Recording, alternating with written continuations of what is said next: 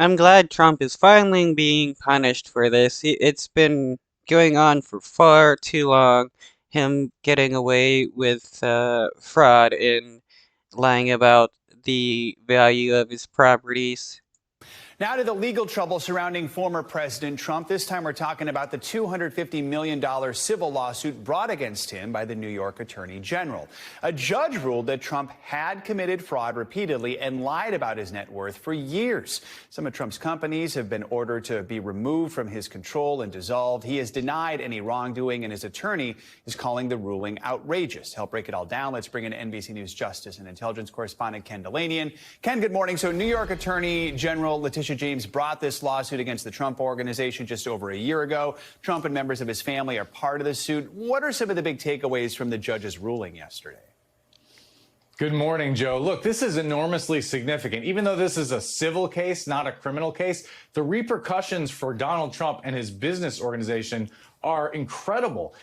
Potential loss of control of significant assets in New York, including a company that employs hundreds of people, and the potential to be banned from doing business, him and his family, in New York State for 5 years. What the judge ruled... He is going to be kicked out of New York, and that's going to be awesome. And he's probably going to have to be paying back a lot of money since the district attorney is looking for $250 million.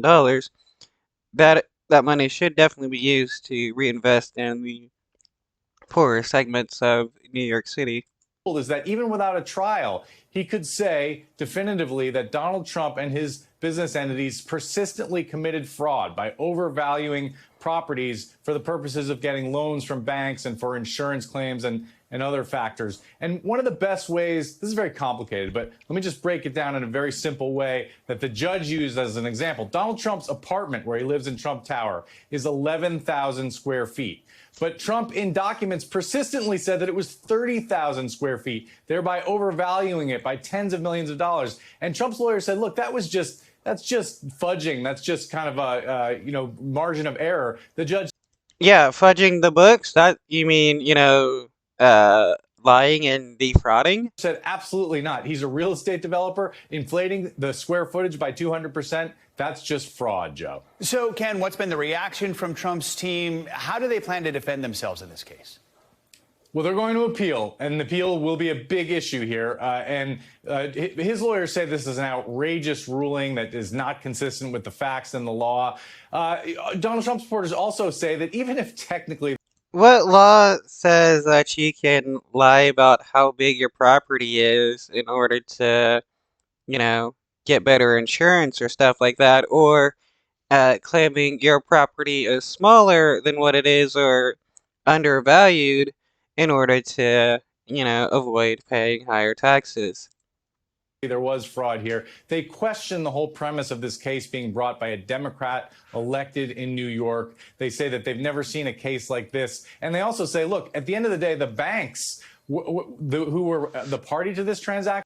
It is just funny how Trump always likes to use the excuse that the judge is Democrat or something as a way to, get out of his crimes. No, just because the judge is of a political party doesn't mean you did not violate any crimes or any laws. They were all paid back, so there are no victims here. Obviously, the Attorney General disagrees. And Ken, this ruling comes before the lawsuit is set to go to trial beginning next week. How does this decision, this ruling, impact the trial itself? When can we expect it all to get underway?